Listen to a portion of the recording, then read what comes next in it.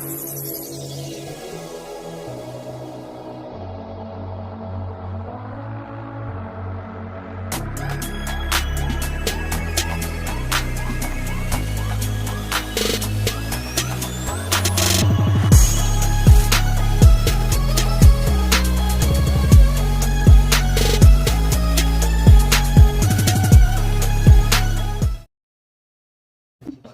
up, everybody? It's your boy Snow. On episode 2, we had talked about a dope-ass rapper. Finally got him on the podcast. Go ahead and introduce yourself, sir. My name is Jay Bailey. I'm from Tucson, Arizona. I'm a hip-hop artist and overall life guru, as my man Snow said. It's awesome to be here, guys. Thank you. What up, sir? How you doing? What's up? I'm good. How are you guys? Good. Happy as shit to have you on, man. I know. It's been a long time coming. Got a whole lot to unpack tonight. Yes, sir. Meet you officially. Yes, it is super, super nice to meet you. It's the first time I met Lieutenant Dan, and it's been awesome out here in Texas. Ball hands. Yes, pretty much. Went to a resort, got wild. It was weird. I like it. Dude, that resort was so dope. It was crazy. So I mean, we have shit like that in Arizona, but that was just like on a whole another level, I feel like. Dude, Can we talk about the bracelets for a second? Yeah, the fucking room key bracelets. Yo, I don't know if I've been out of the game for a minute or what, but that was fucking new to me. Dude, first time ever. I didn't know that you could have just like a little RFID bracelet. Yeah. A little hospital bracelet. It's like, bam, I'm in my room now. Yeah, so And pretty like much, to give us some context, we went to the Kalahari Resort in, where the fuck was that? Round Rock, in Round Rock, Texas. And they give you a bracelet when you get there. No room key, no nothing. This fucking thing buys games, drinks, fucking room key, everything. Access to the water park. Yeah. Access to it's your fucking arcade, all included pass to everything. It was fucking bananas. Insane. Yeah, I didn't know that was a thing now. And I don't think out of 11 people we managed to lose one bracelet, which was impressive. Right? I could have swore those were gone. Dude, I know. I think I still have all of them. I cut everybody's off, and I still even Yeah. have those. Yeah, I have mine. Crazy. And what you were saying is it's crazy that this is insane to us, but to your kids, That's just technology. They didn't even think twice about it. But I mean, like, They're from like, this point cool. on, like, they're not going to have little plastic room keys or metal keys. They're like, where's our bracelet? Yeah. You know what I mean? It's going to be a bracelet eventually. It's just going to be like a little like, stamp type thing. You just fucking, there you go. This dude that comes into the shop every now and then, and he has these microchips. And, like, he has one to start his car, one to open his garage, open his door. Yeah, he wants us to, like, implant them in. Yeah. So he has different ones for everything. So he'll just, like, rub his thumb over something and it starts his car. I didn't know if we were there yet. Yeah. That's crazy. Right? Yep. That's news to me. I want one of those. Right? Fuck it. Everyone's all paranoid about it. I already got a phone. I'm already fucked. Where do I sign up? Yeah, slap that bitch in. Shit's dope. Yep. So how's the music thing going, man? It's going good. We've been picking up steam. I'm 1/4 of the group OCF, our city's finest. Like I said, out of Tucson, Arizona, and yeah, this last year has been fucking huge. It's been awesome. The first rapper to actually make it out of Tucson. Yeah, that's the plan. I appreciate that. The only one I can even think of that was I don't even know if he was from there, but Baby Bash. There's always some correlation with him in Tucson. There always. I honestly don't know if Baby Bash was like what his ties is to Tucson, but that is true. The only ones I will say, Marley B, he's signed with Broken Complex. That fool is murdering it out there. Yeah. Cash Lansky, as always, just still on a roll. Asky. There's a lot of super dope young artists in Tucson. Yeah. But I put my team right up there with them, if not in front of them. Unfortunately, sorry to all the homies, but I do. Well, I just mean like the first radio, like your shit's gonna be on the radio, son. Like that song, The Come Up, I jam that shit all the time. Thank you. Like legit. I'm not just saying it because you're here. Like I legit fuck with your music. Thank you. Fuck with you as a person. That is still probably the most special, like sentimental, I guess, song to me that I have. That was the first song I recorded when I got out of prison. That was a big one for me. So I appreciate that. Yeah. Hell yeah. Yeah. Fucking, I told you he was killing it. I know. So how long was you in prison for? 4.5 years on a 5-year sentence. Okay. Yep. And was you supposed to get out earlier, or was that your date? No, that was the earliest I could get out. Okay. Unfortunately, I was supposed to get out way later, but then I kept my ass out of trouble for like the last year, so I got to get out on time. Yeah, you stopped giving out hand jobs and stuff. Yes, stop booking whammers and all that. Yeah, I just went ahead and just mellowed out for the last little bit. Sometimes you just gotta chill out with the hand jobs. Yeah, sometimes you have to. You know what I'm talking about. Yeah, you know what I'm talking about. She's like, I'm gonna rip it off. And dude's like, no, I will. Yeah, fuck me up. Just total. And you lost twice. You was in Douglas for a little bit, right? I was in Douglas for the majority of my sentence. Yeah, Douglas and Yuma. What was it like down in Douglas? Shit. Yeah. Because I used to live in Douglas, but I've never been to the pen or anything like that. Yeah, the city's a lot better than the prison. That ain't saying much, then, because the city sucks. Yeah, the prison, it was hot, miserable. Pretty much like what you would expect prison in Arizona to be like. Yeah. Just total shit. Just the pits of hell. But no, it wasn't that bad, though. It was alright. Survivable, at least. Pits of hell. Yeah, it was basically like the pits of hell, but other than that, super chill. Super laid back guy. You know? I can't wait to finally go to Tucson. You gotta come out. It's super sick. From what I hear, I don't know why I'm so excited to go. But Yeah, most people probably wouldn't know why you're so excited to go, Yeah. but I understand. I It's love a Tucson. shithole, but I'm is. excited to see like where y'all used to kick it. Yeah. Be able to hear the stories, take Yeah. you to Eden. I hear so Stomping many grounds. You know what I stories. mean? You know what I'm talking about. Yeah. There's some shit we can show you down there. It is. There's a lot of people talk shit about Tucson, but there's a reason motherfuckers keep going back. Like, Even there's- the strip club that I got into that fight at. Yep. Oh yeah, we're gonna have to get into all that. This man, I got a story about snow for you. I'm so excited because I've heard the story from his point of view. Mm-hmm. All right, so where do we start? You guys ready to get into that one right now? Let's do it. Alrighty, so me, Snow's wife, my wife currently, we all go to a strip club, an all-nude strip club, which was already a sketchy start because I was only 20 at the time, so I couldn't get into a normal strip club. And so we go to an all-nude strip club called Eden in Tucson. It's going good. They don't serve alcohol, though, so that's where we fucked up. Because we heard don't serve alcohol, so we brought like 2 bottles of tequila sitting out in the car.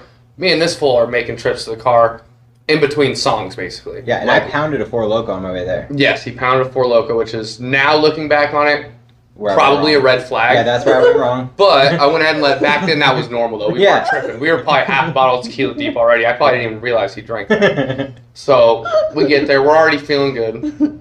And we're in there for a while, we keep going out drinking, we're fucked up at this point.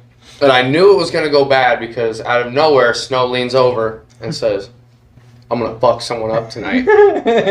Unprompted. No idea where this came from. I'm chilling. I got a lap dance from a girl with a tail that night. It was a chill night so far. And so I was like, not sure why the fuck he just said that. But okay, I was like, yeah, I got you, dog. Like, I don't know if there's some shit brewing. Like, who are we looking out for? No particular target at this point. So we're leaving, and in between this, after that, I was like, oh, it's a good idea to go do more shots with this man. So we drink a significant amount of alcohol in between that period and the time we finally decided it's time for us to leave. So we're leaving, and it's chill. We're ha on our way out the door and shit, normal stuff. And there's this dude who in reality was just being a nice guy. I'll give him that. If you ever see this somehow, our bad, dog, because you're actually being cool. If I would have been in the front of our group, just know shit would have went all right. This guy's got a fat-ass blunt, right? And he's right there. He's like, yo, he tells Snow something. He's like, yo, you want to hit this? And Snow's like, no, I'm good. He's all, come on, man. He's like, no, I'm straight. We're trying to leave. There's this railing that goes around the exit, and then it hangs a hard right. So you got a fucking nice little 90 right there. Bouncers are standing there, completely oblivious to the fact this guy's holding a fucking blunt that goddamn big right in front of him. So then the dude, what did he say? Fuck, okay, so you tell him no, and then he's like, well, fuck, what did he say? What? Dude, I can't, for the life of me, I can't remember, because I thought he asked me if I did graffiti. No, he asked you if you wanted to hit his blunt, and you're like, nah, I don't smoke. And he's all, well, fuck. You said something to him, and he said, well, fuck your whatever.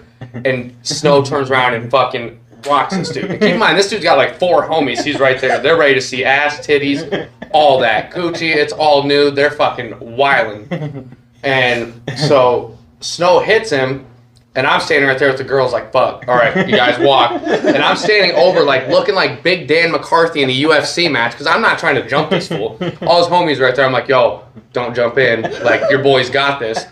Their boy did not have that. They should have, absolute scumbags, should have jumped in. Should have, fuck what I say. I'm with the other dude that's beating up your friend. Why are you going to listen to me? His friend, hopefully I'm still in the camera. Yeah, you're good. So his friend is bent over a rail like this. Snow's behind him, hitting him. I'm standing right here next to them. Like, this fool's arm is probably up on me, like pressed against me. He's in a super bad spot. So his homies are not doing shit for him. Just worthless friends. And so finally I'm like, all right, dog, that's enough. Snow gets off. I'm pretty confident he's blacked out at this point. But he just beat this fool up. This dude turns around looking at him like, what did I do? Like, he has no idea. He just was being a giving person. Offered some weed, you know what I mean? It's Tucson, everyone smokes, fuck yeah. This fool slung down, looking sketchy as fuck. Like, oh, he's definitely going to be super happy about this blunt. No. So we're walking away. I'm feeling good. I'm like, ooh, that was wild, you know what I mean? Couple savages out on the streets. We like this. It's all going good. It's going so good. I'm holding this fool back. Snow's still trying to talking shit. You know what I mean? Whoop-de-whoop. This is what it is. I'm like, yeah, homie, get some. This fool out of nowhere decides what he's gonna do is say some way out shit. The gayest shit. The gayest shit. Just the worst thing to say after a fight, hands down. Especially a fight that you won. He looks back, tells this fool, "Yeah, that's why I fucked you in the ass." It catches me off guard. So we're walking, and I'm like, "Yeah, fuck you, man." I'm like, hold up, we did what now? I'm like, no, that's not what happened. And he's like, yeah, bitch, I fucked you in the ass. Repeats it. He doubles up on it, and I'm like, okay, get the fucking car, let's go. We left. We got back to the house that night. Some other shit happened. We get back to the house that night, and this fool fucking wants to act like he ain't even gonna talk about it. Like, he didn't say that. And all this, doesn't even bring it up. I think it's the next day before we talk about it. I'm like, yo, do you remember what you said last night? He's like, nah, bro, that shit was crazy. Like, yeah, it was way out. I will never forget that night. I can't remember what that fool said. He's all, fuck your middle finger. Oh, I think Snow flipped him off and he's like, fuck your middle finger, which is just the weirdest insult. I don't think he expected that to come from. I think he thought he was going to say that and it was kind of like, whatever. But yeah, that was crazy. Don't eat that gummy bear. I am not going to. Okay. Don't worry. I'm not going to eat that Tennessee trash right here. It's like, anyways. No. Yeah. I just fucked you in the ass. I just fucked you in the ass. It was wild. I could not believe that shit. I was in shock. I couldn't either. I don't know why I said it either. I feel like I said it because, like you said, I hit him the one time and he realized, like, I don't want that smoke. So, like, he tried jumping over the railing, but I caught him by the shoulder, and he was a lot taller than me. So I'm, like, standing on my tippy toes, and I'm hitting him in the back and side of his head. So from behind, it looks wild. Like, I was hammered, but I was sober enough to think to myself, if somebody's standing behind us, they're going to think we're dirty whining. Yeah. And this is before pause was invented. Like, we had no homo, but it was on its way out. Yeah. So I was like, well, it is what it is. Yeah. So I'm just, like, millie rocking with this dude. Yeah. Then I walk away and he was like, yeah, fuck you. I'm like, I just fucked you in the ass, bitch. Yeah. And yeah, I felt it leave me. I felt like you couldn't take it back and read. Yeah, I was like, I gotta double down or I look like an idiot. Yeah, I felt like a loser, but I was leaving with the winner. I didn't understand how that felt. I was like, damn, we just took an L right now, but I don't know how. Like, I was trying to figure it out, like how we got there. I redeemed myself with that drift though. I drifted in reverse. Oh, he did. I kind of redeemed myself. Fucking all loud as fuck. This fool comes flying down. I'm talking an alley that's like as wide as his car, but he's reversing at 40 miles an hour. Fucking hits the e-brake like he's Vin Diesel. Like, it was crazy. I was like, how the fuck? I don't know how you even pulled that off.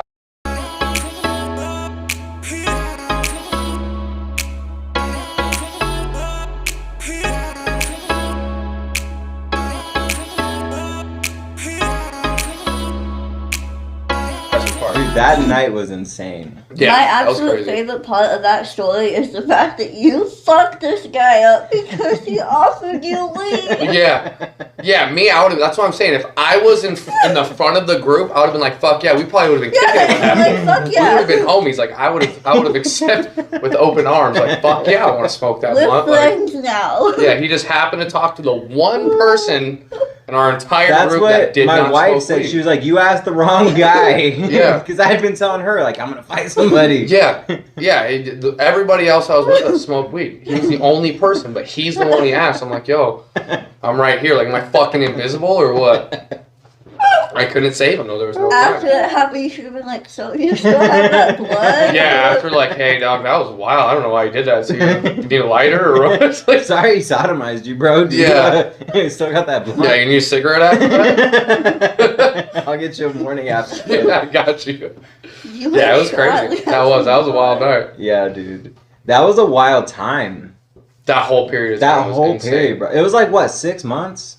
Yeah. It was right before I was like in the months leading up. More than that because that was before she was pregnant with my 6-year-old. So it was like, yeah, like I think that was probably like 8 months before I went in. So it was like that 8-month period. But for like the last 2 months, we were just kicking it. Yeah, out last on the 2 months death we kind of trap settled in. So yeah, probably about a 6-month period where we of just blackout drinking just every night. drinking, partying, just reckless, just abandoned. Like Yeah. there was Yeah, no structure, nothing. It was absolutely. Yeah, I get insanity. yelled at when I get blackout.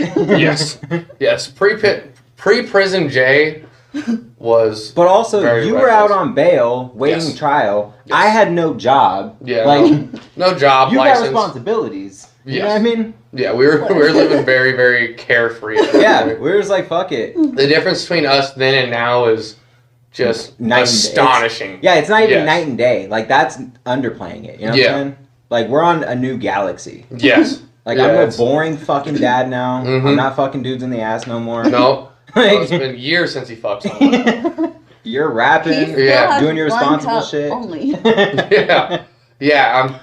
I've been doing the music shit. Just the fact that I can focus, that I can stay sober long enough to be able to write a song and record it is Right. already a step forward. Like back then I wanted to rap so bad. You know what I mean? Like I started dabbling in like making songs here and there, but I just couldn't focus enough to fully Yeah. be able to get into it. And now seeing what I'm doing, what you're doing, as opposed to then is Crazy. huge contrast. Yeah. What's your writing like? Like, what is the process like? The writing process, I get asked about that a lot, believe Yeah. it or not. Yeah. The writing process has always been the most like sacred part of it to me. Like I always prided myself on my writing. I spent the longest time with no beats, with no anything, just writing myself and performing for just me basically.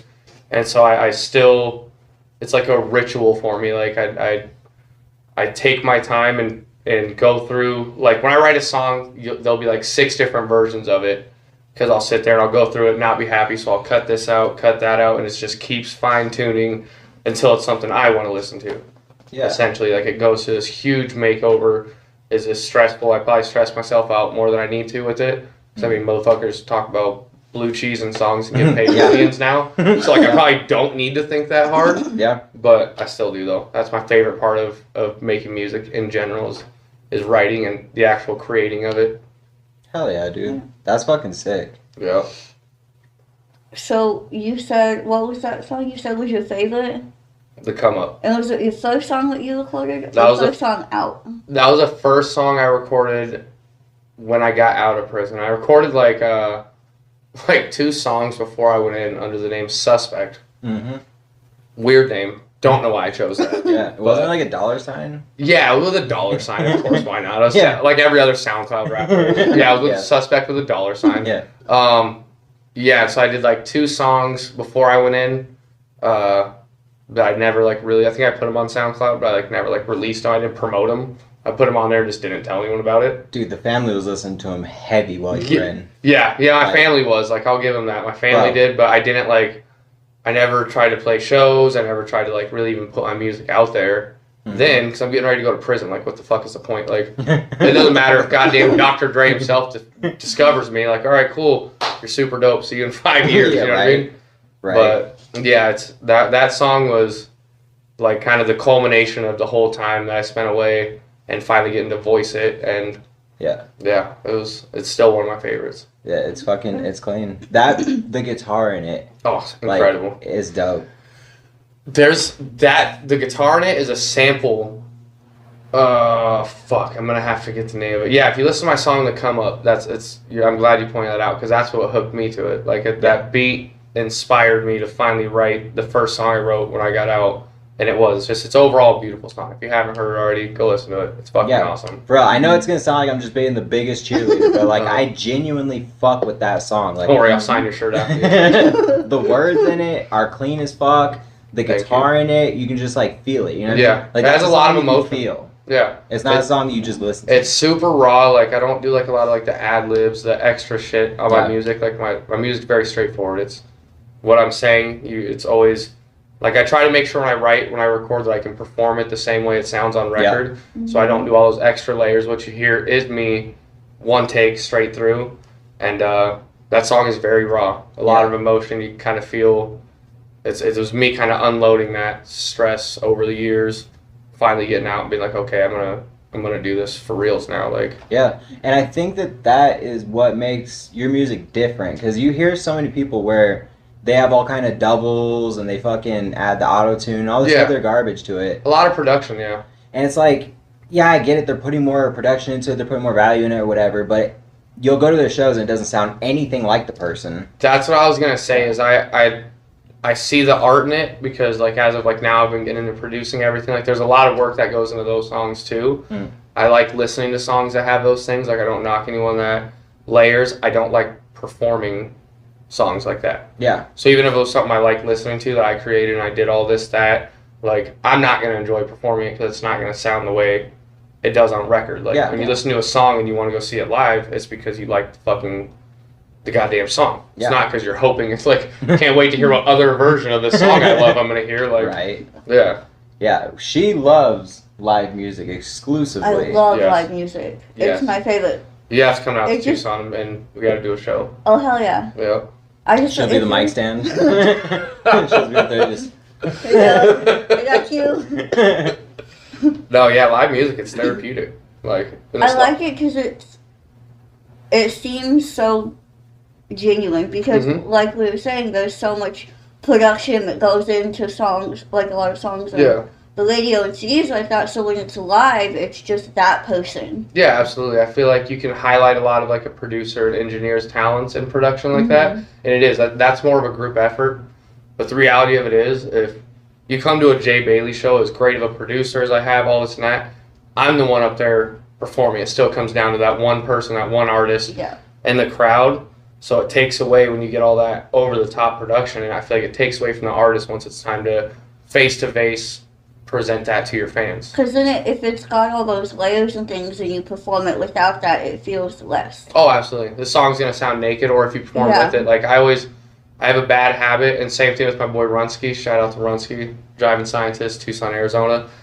He's the same way. He hates when people come to his venue and perform with backing vocals, and that's something I've always got compliments about because I don't perform with backing vocals, nothing. Like there's a lot of extra shit you need live when you create music like that I'm just not. I can't do. Other people might be able to, but I just can't. Yeah, yeah, that dude's dope. Yeah, shout out to Run. Yeah, I've never met him personally, but I've been a fan of his music since like 2010. Yeah.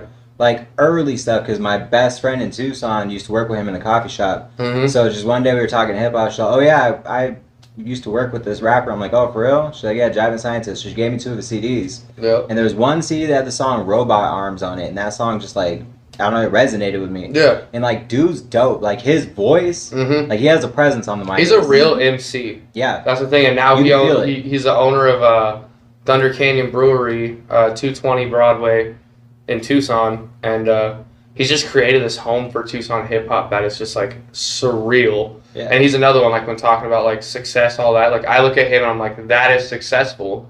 Yeah. Because he was a touring musician for fucking 20 years damn near. Like I seen videos of him freestyling in the bathroom like on tour in like 1999, 2001, you know what I mean? Yeah. Shit like that, I'm like, God damn, dude, you've been doing this shit damn near as long as I've been alive, or since I was like 10 years old. You know what I mean? Yeah, shit's crazy, dude. Yeah, and he's showed me so much love with that dude. People like that make it possible. Yeah. There's those little breaks in life that people give you where like you meet the right person at the right time. Mm-hmm. Because, you know, you could meet the right person, but if it's not right timing, you're not in the right headspace, shit's not absolutely. right. Yeah. It's a missed opportunity. Yeah, that's like I've booked artists and shit on my shows that turn around and don't show up to the show or they can't make it. Like one dude, I was offering him a ride to the show. He's like, yeah, I don't have a ride. I'm like, I got you, dude. Where are you at? I'll pick you up, bring you. You didn't perform. I won't ever book him again. And it's like the same thing. Like you get that one opportunity. And that's why I try to capitalize on any of those moments. Like, we booked these shows at Thunder Canyon. I put tons of work into promoting, to handpicking the artists. Like, we keep a lot of control in what we do. Yeah. And we've just met people that have blessed us with that opportunity to hit that next step. And, yeah, you need people like that. Can't do it all alone. Yep. I very much believe that you meet the right people. But people come into your life when they're supposed to. Absolutely.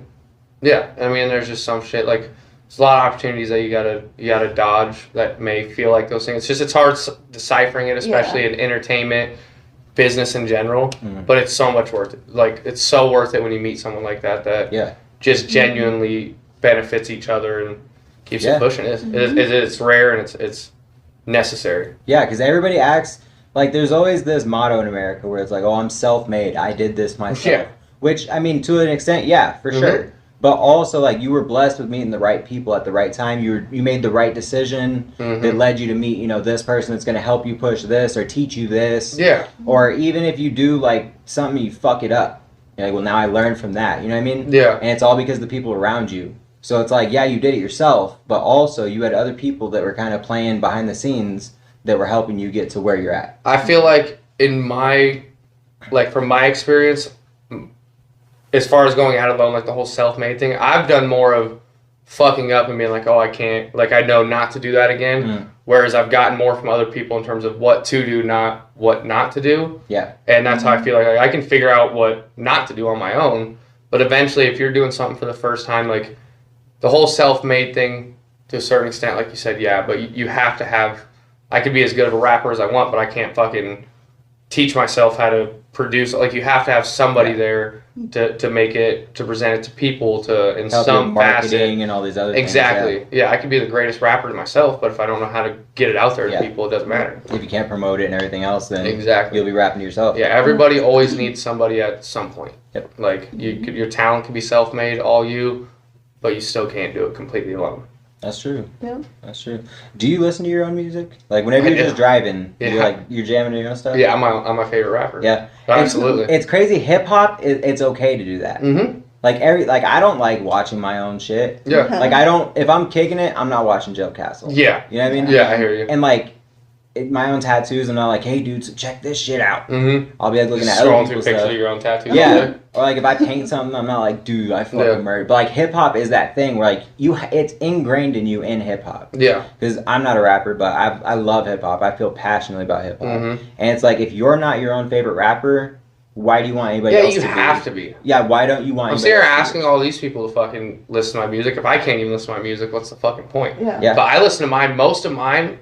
Like, I have a process, like, after I record a song, my producer, Flow Train, shout out to homie, he always sends it to me right after, like, on the way home from the studio, and I listen to it in my car. It's kind of like the sound test to gauge it. Yeah. And that's how I, like, base, how it's going to sound in the car, is how I base, like, my mixing, mastering. So you're on some Rick Rubin shit. Yeah. That's the first thing I do. A lot of times I write in the car, I do all that, and it's most of the time when I'm listening to my shit, I'm just nitpicking it. I'm driving around like, ugh, like, I don't, like, that sounds like shit, or that sounds fucking dope, like. But I listen to predominantly Tucson hip-hop now, like, mainly. Like, Trauma, fucking Jiving Scientists, all the, like, there's just so many good artists out there right now, it's insane. Yeah. Mm-hmm. Rick Rubin is an old school producer from back in the day. He's the one that directed a lot of, like, Jay-Z stuff. Mm-hmm. He's 99 Problems. Yep, he's one of, like, the pioneers of hip-hop. Okay. Mm-hmm. And the first thing he would do after he gets done recording a song is he would take it right out in like a fucking tape back in the day. Yeah. Take it to his car, have some subwoofers and listen to him. Be like, all right, yeah, we got something here. Well, it's because the majority of the people that are gonna listen to your shit, like in the car, like that, is gonna be in the vehicle. It's the same thing with like a lot of podcast shit like that. Why last year, like the statistics went so far down on that shit and like streaming services and all that because people weren't spending as much time in their vehicles because everyone was quarantined. All that, and it did. You saw like a dramatic effect in like Spotify numbers, shit like that. Like it is true. Like that's where your target audience is predominantly going to be listening to your music. Honestly, dude, I developed this like resentment towards hip hop. I got kind of jaded towards it, just because like all the mainstream shit, the way it's all going, and like all the hate in it. Like I don't really listen to music anymore unless if I'm in my car. Yeah, it's the only place I'll listen to hip hop, like music in general. Yeah, like if I'm driving to work, driving home from work, I'm bumping. And I don't know, there's been like just this shift in culture, like not just music, but everything. Everybody's so offended by everything. Yeah, and like there's just I don't know, it's gotten weird intense. Yeah, like, it is. Listening to all like the mumble rap has just gotten it makes my balls itch. You know what I mean? Like. Yeah, like there's some shit that I can listen to that's like not like super lyrical or whatever, but then just at some point it just like gets ridiculous. Like that full Blueface. Yeah. Like his shit kind of slaps. Like I'll give him that. But he's a garbage rapper, but yeah. That fool disrespects the metronome every time he fucking raps. We were just talking about that the other night. No timing, no anything. Like it's hard for me to listen to, but that fool's out there just stacked up and. We're sitting here like, how the fuck? Like, yeah. For sure. See, I'm the opposite. I always listen to music. Yeah. Always. Every now and then I'll watch TV. Or like if I'm falling asleep, I don't fall asleep to music. I fall asleep to TV. But 9 times out of 10, I'm listening to music. Yeah. I listen to a lot of music. Like I don't listen to like mostly hip hop though. Like, these days I listen to a lot more, like, metal and shit like that I used to listen to. For real? Back in the day, yeah, I do. I've been listening to a lot more lately because I still want to start a band again, all that. Like, if I can find success in hip-hop, then I'll move on to the other genres and start doing more shit. Yeah, like Lil Wayne, but I can actually play guitar. Right. What's the hardest instrument to play for you? Fuck. I've heard drums are pretty vicious. Drums aren't as hard for me now. I've been playing them for a while. Like I don't play them on a daily basis anymore, but probably piano. Dude, honestly, piano. I want to learn piano so bad. Piano. I can do like basic. Like I can write melodies. I can do shit like that on piano. Yeah. Can't read fucking notes. Can't read nothing. Like you have to. I believe piano. You have to have formal training. Like I totally believe that. I've never taken a music lesson in my life. Yeah. If I want to play piano, I should have fucking took lessons. To be like a real like learn how to read music. Yeah, those people are insane. It'd be so baller to just be able to wear like a fucking little bow tie. And that's it. And be like, get your Craig Robinson off. Like take your that's just a different flex. At that resort we were talking about, they had a piano bar. I was like, yo, if I could walk in that bitch faded and just fucking tear it up, I would walk out of here like a god. But I can't. I can't. We'd be playing fucking what is it? The hot cross buns or whatever. Or chopsticks. Yeah, the chopsticks. Yeah, that's what I was thinking of, was chopsticks. Like, that's all I got for him. You just like, that's it. And you're like, you're welcome. Yeah, exactly. Yeah, I can go there and get drunk and rap for you guys. But, like, I'd love to be able, I agree. I'd love to be able to go just tear up a piano. Yeah. But, yeah, no, that's the hardest one. What instruments do you play? I've been playing guitar for 15 years. Bass, drums. I used to play the violin. I haven't touched the violin in forever. I don't think I could play it if I picked it up now. Like I said, a little bit of piano. Like I can write melodies and stuff like that, like when I make beats and whatnot, but nothing extensive. Like I can't play songs on piano or anything. Mainly guitar. That's like my passion when it comes to like instrumentals and all that. Hell yeah. I was just out hitting my vape and I was trying to keep it quiet and it reminded me of Ezra. You remember Ezra? Yeah. Dude, there was this dude we used to party with. So we weren't really partying with him, but we was partying with his mom. Yeah. And his mom was like this 40, 50-year-old chick. I still talk to her. She's dope. Yeah, no, she was. She was super cool. Yeah, but her kid was like 20, 21, something like that. He was insane. Off the fucking He was burnt, bro. Yeah. Like, that fool was shot out. He was actually kind of like, he was a nice guy. He was just fucking weird. Yeah, he was just out there. Just shot the fuck out. So like, homie was really into tagging, and he was like real into like tagging beefs, but he wasn't very good. Yeah. So he would like just draw some shit on paper, and it looked garbage. He was like, look at this shit, dog. Like, it's fucking nothing. Like, this is just a throwaway, dog. And we're like, oh, hell yeah, dude. That shit's fucking dope, son. This fool be right there tattooing me, and we're fully laid out. He's walking up with, like, little rips off of, like, a fucking, like, composite notebook. Like, hey, dog, check this out. Like, we're fucking balls deep in the middle of a tattoo. Like, cool, bro. Like, now's not really the time. He had no sense of, like, timing or, like, situational awareness. None. And then he would be, like, huffing spray paint. Yep. So he would fucking just like, his mom would be sitting right there, and he would just like lift like he was a shitty Dracula. Just like lift his little cape and just be like, yeah. Like, yo! Mid conversation with his mom, he would fucking straight up in the corner, like we couldn't see what the fuck he was doing. Like you hear the can, like the aerosol, like sneezes comes out of it, fucking eyes all. It was crazy. That fool was a trip. Dude, he was fucking something else. That was, yeah. I'm bummed because I had some throwies for a long time, dude, because we had catch You them. did? Yeah, you did. I forgot you did have some. I had a little fucking throwy that he had drawn, an original Ezra. If I still had it, I'd get that shit tattooed on me. I probably would too. Just for the culture, you know what I mean? Yeah, absolutely. Just for clout, honestly. I feel like it's what the people want. Yeah. Dude, that shit was crazy. That dude's so funny to think about. He was, like I said, he was a nice guy. He was just fucking the characters tore in our life, back. man. Yeah, just tore the fuck back. I always hear stories of like y'all's party days, and I wish I could have hung out with you guys. But then I think I'm 7 years younger than Mr. Fool. Yeah. Oh, yeah, you couldn't have hung out with us. You were like 13 at the time. Yeah. we'd be having Chris Hansen show up. Yeah, absolutely. You'd be like, hey, Dixie. We're like, we're just partying with her. Yeah, we're getting fucked up, Chris. Yeah, no, it was one of those things you really had to be there. There's so many stories I feel like I forgot more. Oh, yeah. Than I remember because I was dude. constantly just inebriated. But the little glimpses, the flashes that we remember over time is just like gold. What the fuck? Yeah, it's just gold. Like, I wish that we were doing this shit then. Oh my god. Just to, like, have all this shit on Catch film. it live. I wish we did some sort of... I wish I understood the importance of documenting your life. Right? At that point. I was a criminal growing up, bro. Yeah. So, like, I was like... No cameras. Yeah, we're not taking no pictures. I got one picture of I don't think you even had a phone when I met you. like, nah. I was living real low-key. Yeah, it was crazy. Okay. Yeah, I wish we would have taken pictures and documented and kind of been able to look back on that, but it'll live forever in our minds. Oh, that's it. That's all we got. Yeah, pretty much. And the older we get, the more that shit's gonna leave. Absolutely. That's what I was saying. That was the first time I ever forgot any details from the fucked him in the ass story. Yeah, dude. That one line too. I remember why the fight happened was so confusing. Yeah. It was so weird.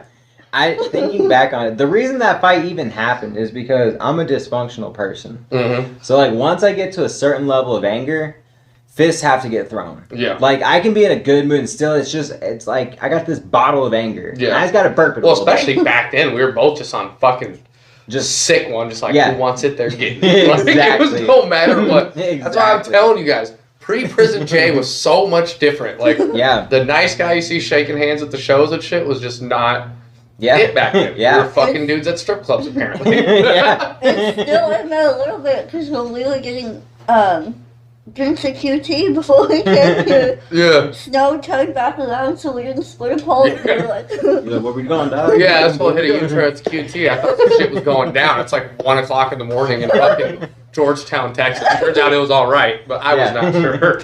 Yeah. So that whole day, my wife and I, your cousin, was fucking arguing. Yeah. Because my cousin and your wife were like giving her little digs, like, why aren't you guys together? Yeah. Like, it started a rift between us. So all day we were fighting.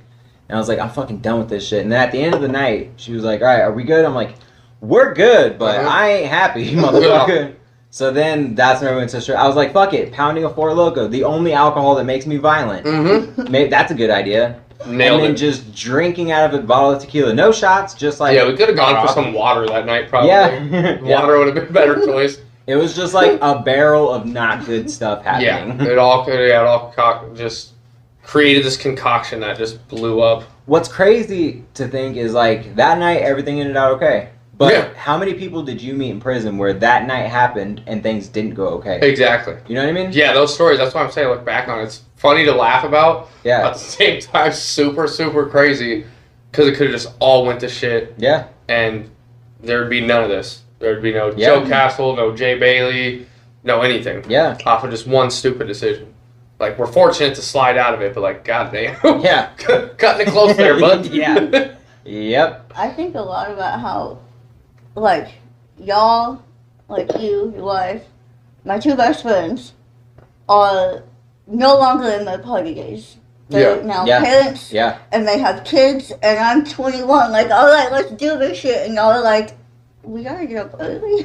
Yeah, we're retired. I'm like, I spent the first 2 days in Texas drinking. I've been feeling it fucking for the last 2 days since. Yeah. Like, it takes me days to recover now. Dude, I'm telling you. Back then, we were like, fuck it. The next night, we were drinking a whole ass bottle of tequila a night minimum. A night, yeah. Minimum. Front teeth just fucking hurting from sucking limes. Yeah, dude. Dude, I had to stop. I started chasing my tequila with Dr. Pepper because my fucking teeth just hurt. Whenever, like, we did those shots at the resort, I ordered a lime and salt, and they were like, what are you doing? Yeah. I can't anymore, just for, like, health reasons. Like, You're like, I got high sodium. Like, yeah, I can't do it anymore. Yeah.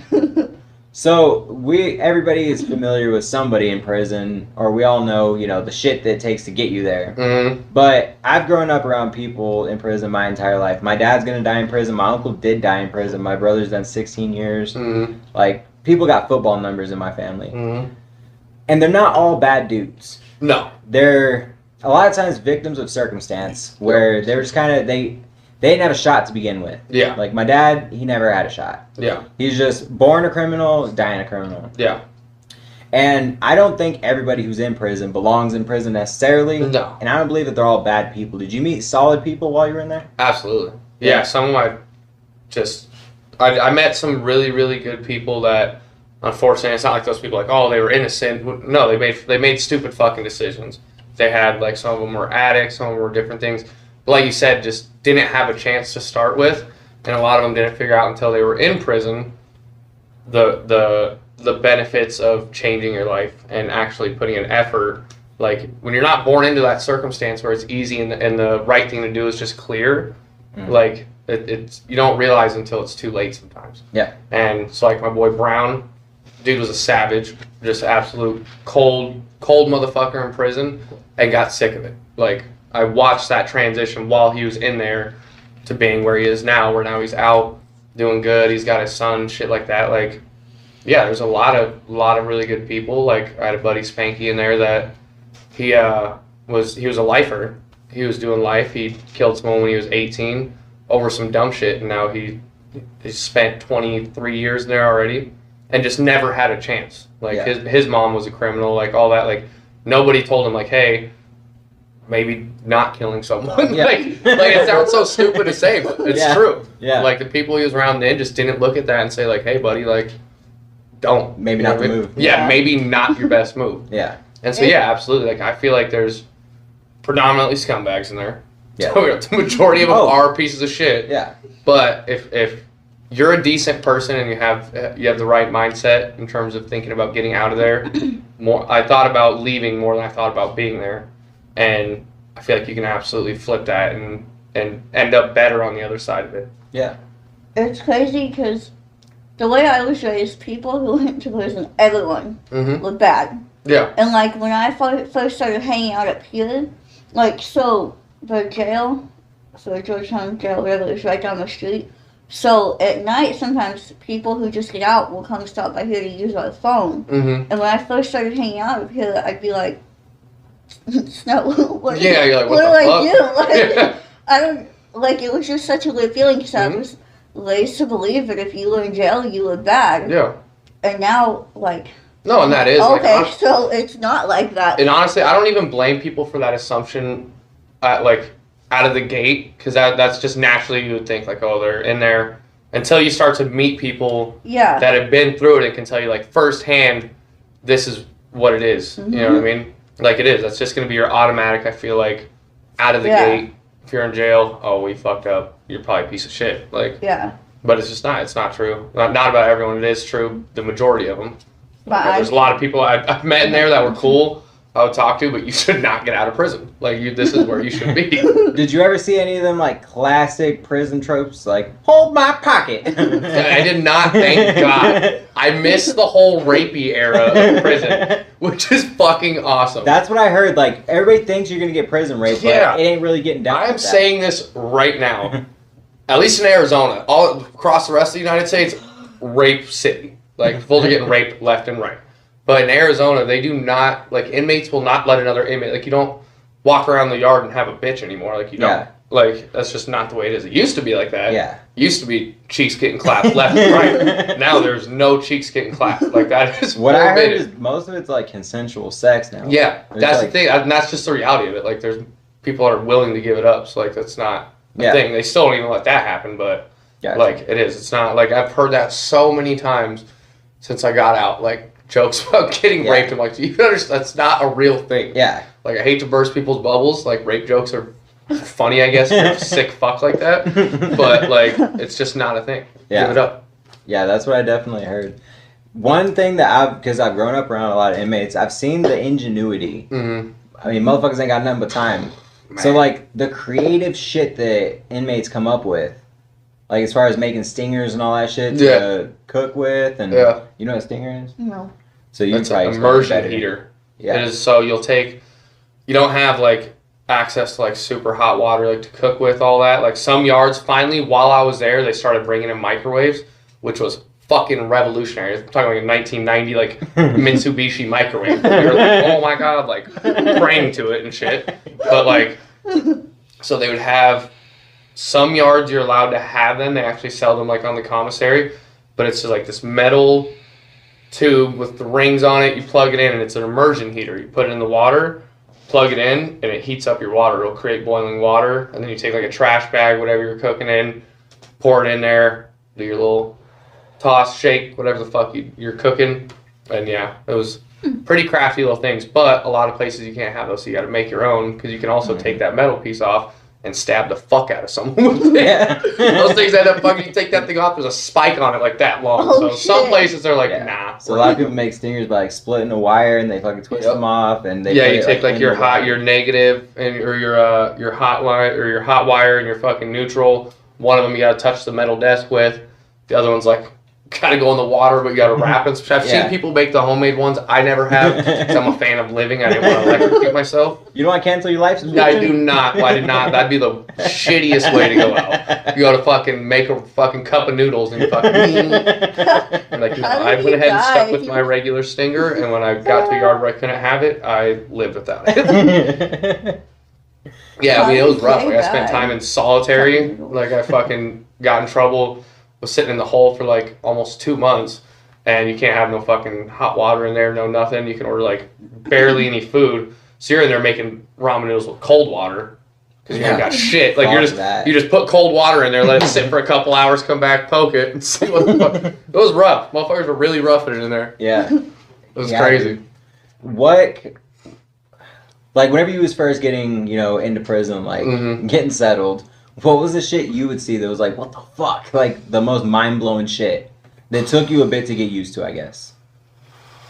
Oh, that was it. Well, the segregation was, like, the first, like, weird thing to get. Like, I came from wanting to be a rapper and all that shit to being like, check it out, white man, like, stay at your table. Like, what the fuck? Like, that was super weird to me. Yeah. Like, I fuck with Mexicans. Like, that took a long time to get used to, and it was still just never, like, I'm not going to go all, like, white power psychopath like you guys. Like, I'm just not doing it. Like, I'll sit at your table, but I'm not doing it. Yeah. And so that one, and then just like you said, like, the ingenuity shit that people would do. Like, you'd be like, oh, I can't do this because I'm in prison. Motherfucker's like, no. Pulls out his box, and he's got a fucking, like, homemade fucking, God knows what, lighters. Homemade lighters were fucking, because the only thing they would have, you could smoke cigarettes, and they have these lighter boxes on the yard, which half of them didn't fucking work, but it's just literally like a box, like your cigarette, like your car lighter. Yeah. The little pop-out old school ones. But it's just stationary on there. And you gotta walk up, and every motherfucker on the yard has to walk up, put their cigarette in their mouth, and, like, touch your face. This thing that's hot as fuck. It's like those things without any safety features on it. Damn. So it's hot as fuck. Yeah, so it would have, like, this little, like, thin coil around it, and it would fucking just... You'd plug it in and it would just glow bright ass. But again, just not safe at all. We're tearing apart all the shit that when we're popping outlets. It's the other thing. You put pencil lead in an outlet and fucking pull some toilet paper right there. You pop that shit, and it just starts a big ass fire and just shit you should not be doing. It's crazy. I'm learning so many things. Next time I come out here, I'm gonna bring a whole like little array. I'm gonna make like some prison lighters, do some other shit, show some. Do a spread. Yeah, do a spread. Yeah, I'll come over. We'll make 3 bangers. A spread, bro. Dude, 3 bangers. Anyone that's been locked up knows what they are. It's basically your Friday night meal. You're in there. It's fucking a giant burrito. Like, think Chipotle, but about another quarter pound of fucking shit in there. And it's 3 burritos that you roll into a triangle, and that's how big the burrito is. Like, you roll them all. It's insane. You, like, tie it together with cheese. Damn. Like, it's crazy as fuck, but it's delicious. I'm going to have to whip up a spread one of these times. We'll have to get down. Yeah, dude, I've always wanted to try a spread. Because my dad, whenever he got out, he was like, I'm not fucking making a spread. I was in jail. I'm not in jail no more. Oh, yeah. But I swore, like, there's, like, this Chinese food recipe from in there that was fucking delicious. Yeah. Yeah, you'd make fucking Chinese food. It's crazy. And I told myself, like, oh, I'm going to get out. I'm going to make that shit. Whoop-de-whoop. Fuck no. I have not made a single thing that was prison food since I got out. Like, nothing. The homie Prodigy, did you ever, you know who Prodigy is, right? Ain't no Subways, halfway crooks. Oh, yeah. What the fuck? Mobb Deep? Yeah, right? Mobb Deep, yeah. Yeah, he got out because he was in prison for a while, and he made a whole ass prison cookbook. Yeah. And one of them, he had like this fucking barbecue salmon recipe that I've been eyeing, and that shit looks good as fuck. Fools in Yuma used to fucking steal eggs from the kitchen and fucking be cooking eggs. They'd take like little pieces of metal or whatever, put it out on the sidewalk on fucking in the summer, and that shit would fucking cook. I keep trying to tell these motherfuckers out here, they don't know what heat is. Yeah. Because we actually be cooking on the motherfucking sidewalks in Arizona. Yeah. Like, It's insane. Yeah, when I was in prison in Yuma, it was when I first got to prison, and it's summertime. I hit the yard, what was it, May like 6th of 2015, and it's so hot that the fucking walls sweat. Like, all summer it'll look like the floor, walls are all wet because it's that fucking heat, and it's literally the walls and the floor are sweating. Like, you're walking down the fucking run, like, slipping and shit. Like, and it's summertime. It's just from the heat. I never saw it rain one time while I was out there. Like, it is not wet. I promise you. There's no moisture. Yeah. It's just fucking heat. Damn. It's crazy. That's insane. Yeah. Keep trying to tell you it's hot. It's fucking hot. So whenever motherfuckers out here, it's like 90 degrees, they're like, oh my god. Yeah, but it's a dry heat back there. It's a dry heat. Bitch, oh my shut up. god. Yo, tell me, am I right or am I wrong? Whenever it's like 110, 115 out, as soon as you walk outside, you can smell the heat. Yeah. Like, it's just disrespectful. It hits you in the face. Absolutely. And then I've never heard it say that way, and I feel like you're kind of a psychopath thinking about it like that. I'm telling you. But you are 100% right. And then, like, if there's a breeze, it feels like you're in the oven and you're using a blow dryer to cool off. Yes. Like, it's just blowing hot air on you, and you're like, oh, fuck, man. On, like, a nice spring day, like, a breeze is like, oh, yeah, fuck yeah, but that's exactly it. Like, it gets windy over there. It just feels like a fucking blow dryer in your face. Yeah. It is like, miserable. Son of a bitch, man. And it's always, like, I never noticed. I feel like the last couple months more than usual. But apparently it's always windy in Tucson. Yeah. Like, I never noticed that before until recently. Like, I've grown to really, really resent and not like wind. Yeah. For some reason. And it's fucking miserable. I hate it. And it is. It's just hot. There's nothing enjoyable about it. It's not a nice, cool, like, California breeze. No, it's fucking, like, the devil breathing in your face. Yeah. Motherfuckers out here are acting like it's fucking, like we're in Florida or something. Yeah. Where it's, like, just super humid. I'm like, bitch, we're in Central Texas, dog. Like, it is not humid. Yeah, Florida would be a different kind of heat. Like, I went to Virginia when I was a kid, and that was... Next level. Yeah, it was different. It was, like, fucking 80 degrees, but I was sweating profusely nonstop the entire time I was there. I went to New York, and it was like, you get out of the shower, and you're like, why did I even get out? Yeah, absolutely. Like, I might as well get back in. Yeah, it's like, it felt like in that fucking, like, in the water park the other day. Yeah. Just fucking humid. I got out of the water, and none of it was water from the fucking wave pool. I got out of a wave pool, and, like, 2 minutes later, I'm just sweat. Yeah. That's all that's left. Yep. Yeah. Shit's crazy. What was your first week in prison like? Like, does It's always anybody... weird. Is there really, like, some dudes like, young blood, let me show you the ropes. Yeah, really. Actually, there is. So, like, when you first get there, no one really fucking talks to you until they see your paperwork. They know that you're not a snitch, anything like that. Not a pedophile. Yes. And so, like, at first, like, I got there, once I actually hit the yard, I got there in the middle of the fucking night, which just looks suspect. They set me up just to look sketchy as fuck. Luckily, everyone, it was cool, but that usually doesn't happen. But because it was out in Yuma, it took fucking forever to get there from Phoenix. And so we get there in the middle of the night, wake up, and all you have on is sandals, which you don't realize until you've been in prison for a while is a catch-22 because you're not allowed to wear your sandals on the yard, but they don't give you shoes. So you wake up, they're like, chow time. Everyone's telling you, like, yo, fish, which is what they call, like, new guys. Yeah. They're like, yo, don't be going out in your sandals. And you're like, but I'm hungry. Like, I really want to go to chow. And so usually, like, luckily they came and brought me shoes that morning. And they're like, yeah, we'll do it. I gave them my paperwork. It was all good. And there's one super, super sketchy dude in my run. Like, face covered in tattoos. Like, 100%, like, completely. I'll show you a picture of him. And he's a murderer. He is. He's double murder. I was like, that guy? That fool, he was the first sketchy guy I saw in prison that looked like one of those, like, stereotypical, like, National Geographic like, inmates. Yeah. So I'm like, what the fuck? Well, that fool was the big dog. So I go to chow. He's in my run, like, 4 beds down from me. And so I get back from chow, and he's like, yo, take a seat. This fool wants me to come into a cell and sit down. I was like, okay, this is where my journey ends. Like, that's it. Like, this fool, it's obvious he is a murderer. I didn't even know his name. Like, if this is a video game, it's game over. Yes. Like, I did not even know his name yet, but I was like, this guy obviously has killed him. Like, for sure. And so I sit down, and he's like, check it out. Ask me my name, blah, blah, blah. Ask me how much time I had. And at the time, I just got 5 years. I'm fucking 20 years old. I'm like, yeah, doing 5 years, but I'm not too bummed about it. And he's like, yeah. He's like, you know how much time I'm doing? Or, he's like, you know when I get out? I said, when? He said, when I die. I was like, okay, this is fucking crazy. That's when I knew. I was like, yep, confirmed. He's a murderer. And I was happy because I was like, okay, apparently I have decent, like, identifying skills. Like, I can at least spot that and know. So I was right about that. And then me and him ended up getting super cool. And he was like I said, he was like the big dog. So everyone all of a sudden, like, you're not allowed to drink hooch, like the inmates rules. You can't drink hooch if you're under 25. You should be doing educational programs, all that. Fuck that when it came to me. I was linked in with the big dog. He was fucking cool to me, so I'm out there with all the head honchos fucking drinking hooch, doing all this, and I'm fucking 20, just got to prison. I'm like, this is awesome. Yeah. It was not awesome. It was fucking not. Then the reality of prison starts to settle in, but after that first week, like once you finally hit that point, we're like, okay, I'm not nervous anymore. Like, I know they're not going to come stab me in my sleep for no reason. Right. Like, it gets better, but then the reality sets in, like, fuck, I'm still in prison. Like, I bet you had something you didn't know about, that, like, there's rules that you have to actually try and better yourself. Yeah, they do. Like, you can't get your hands, like I said, I bypassed all these rules. I just kind of wiggled my way in there and just used my finesse. I figured out a way to survive 4.5 years in there without following any rules. Mandatory workouts, I followed that for like maybe a year, but one of my jobs in there was to yell at people for not working out. Like, I had to do that. But I'm sitting there, swear to God.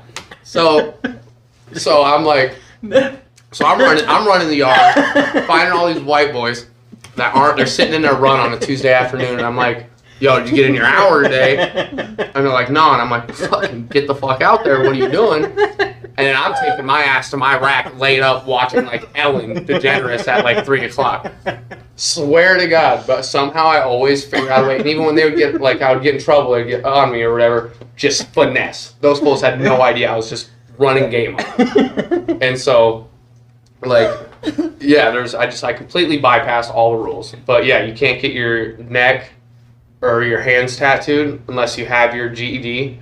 Like, it's mandatory. If you're under 25, you have to be in GED or high school diploma classes. And that's like a prisoner. That's a prisoner. That's not rule. a prison set. No, the prison doesn't give a fuck what you do. But the inmates are like, no, you have to better yourself.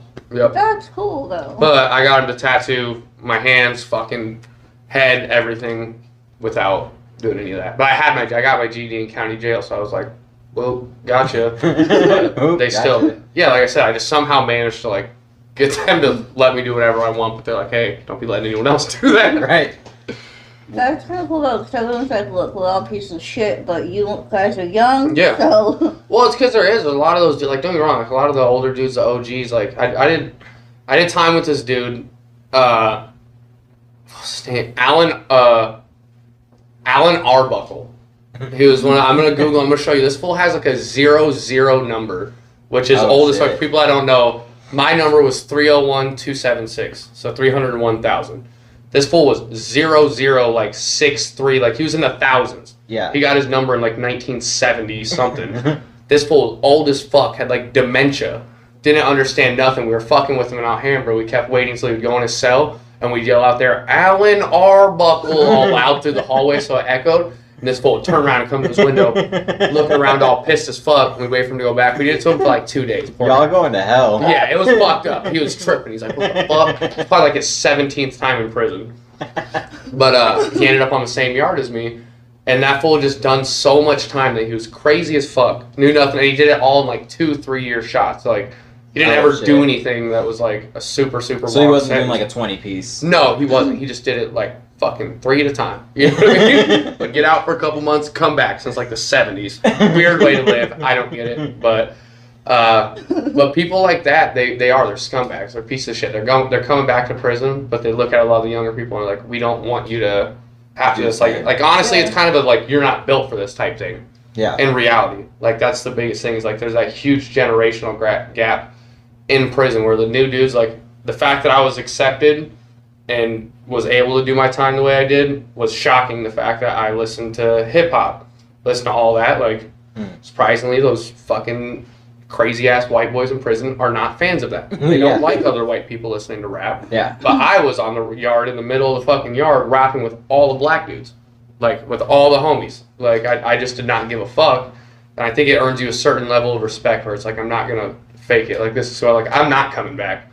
Yeah. Like, I don't give a fuck about impressing you guys. Like, this is not my life. Friends. Yes, no, I don't need you to be my friends. Like it's just being yourself. I feel like the only time you have to act like that and fake it is if you plan on coming back. Yeah. Like if that's your target audience, cool. Like that's not who I'm shooting to impress. You know what I mean? Yeah. Like, I got shit to do after this. I think a lot of that shit's just like people who are institutionalized, people who like they're in it for the lifestyle. Yeah. Because I asked my brother, Mm-hmm. and he's still in prison right now. Yeah. And he's gonna die in prison. He's either gonna overdose on the streets or he's gonna die in prison. It hurts me to say that shit. And I love him to death.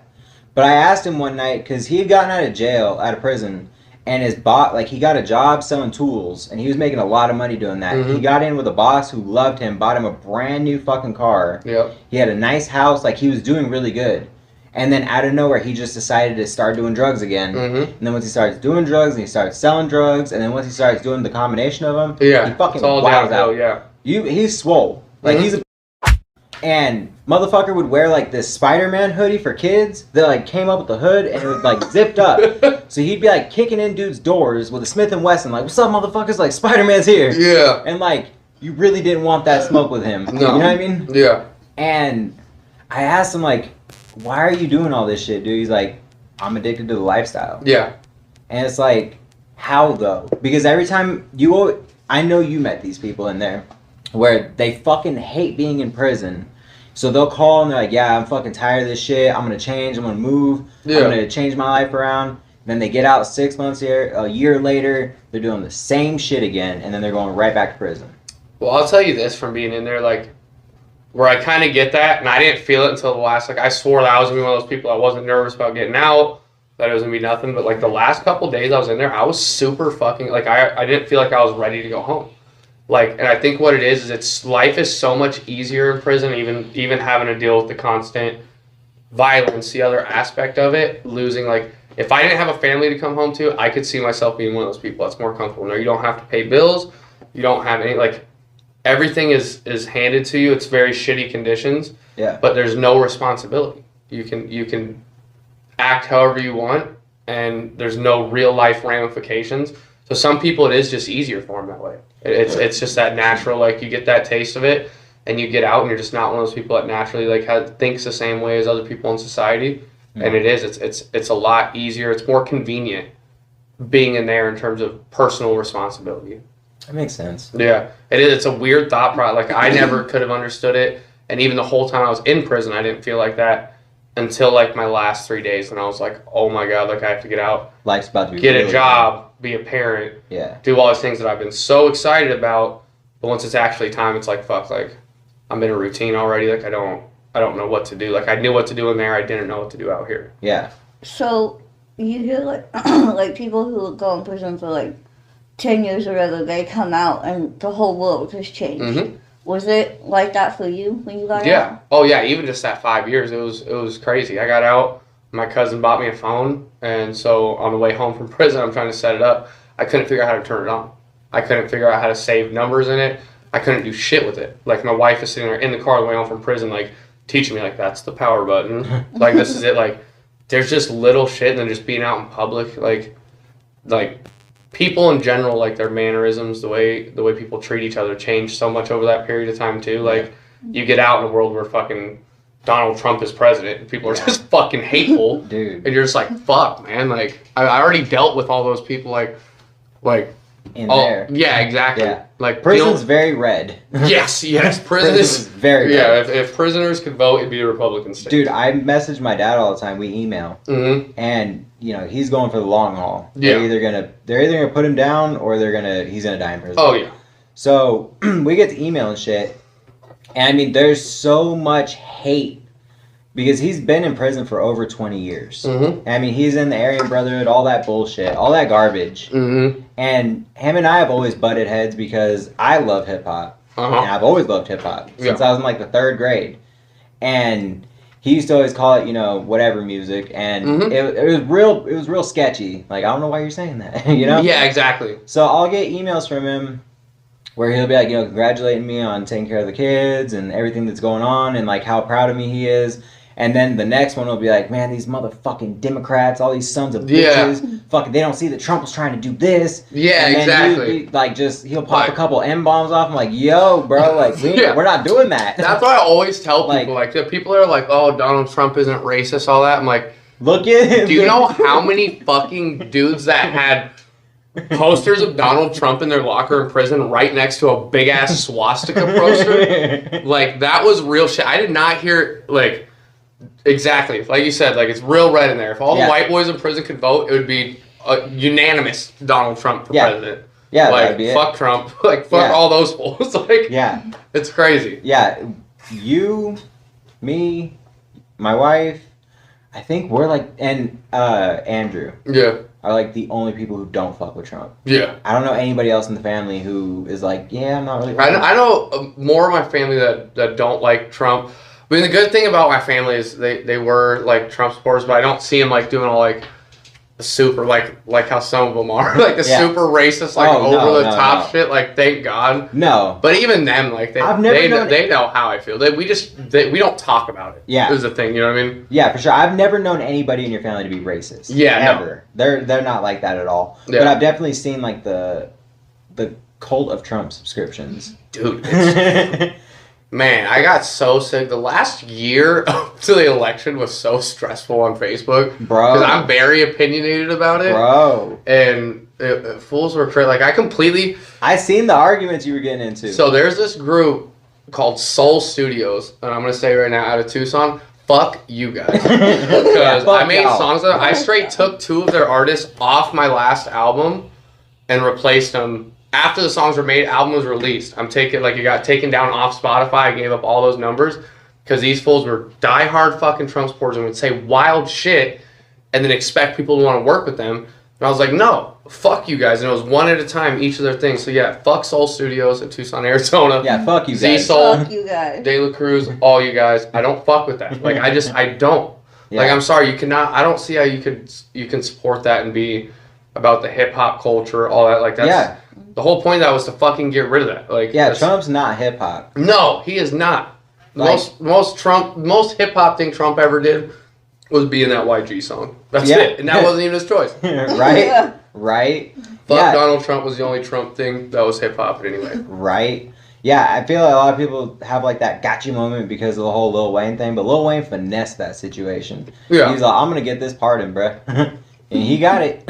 Yeah, he played. That's the thing. When you got a fucking psychopath as your fucking... a sociopath as your president, that's all you got to do. Yeah. Fuck yeah. If I was facing a bunch of time, I'd be like, Trump 2020. Yeah. For like a week till I paperwork was done, I'd be like, fuck you, bitch. Right? Straight up. It's crazy. Like, thanks for the favor. Yeah, exactly.